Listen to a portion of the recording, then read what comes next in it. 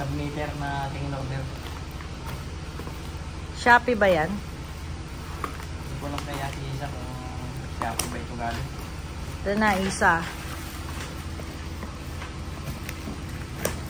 Order lang po kami sa Shopee ng submitter. Siyempre, kailangan ng submitter ni Prinsipe dahil Kaya lang, wala pa lang makareading. maglalagay siya ng submitter sa bagong ice creaman. Kailangan nyo bang i-tester yan? Sana eh, kaya lang wala. Pero okay naman siguro to. Kasi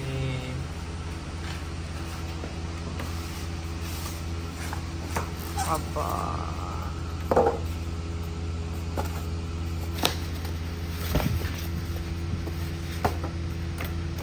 yung mga nakarangan order natin, okay naman eh. Anong tatak niyan? Boss. Force.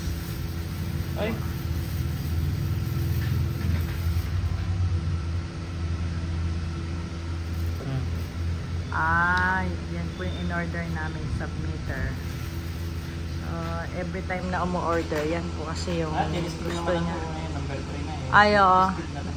Before na i-deliver sa'yo, tested na. So, yan po yung ating submitter. Patingin nga. Kakabit natin sa ating ice cream So, house. yan yung gusto namin submitter. So, sa mga gustong umorder ng submitter, ayan. So, ito po yung ginagamit namin. Magkano ba yung submitter mo? Ewan kayo Isa.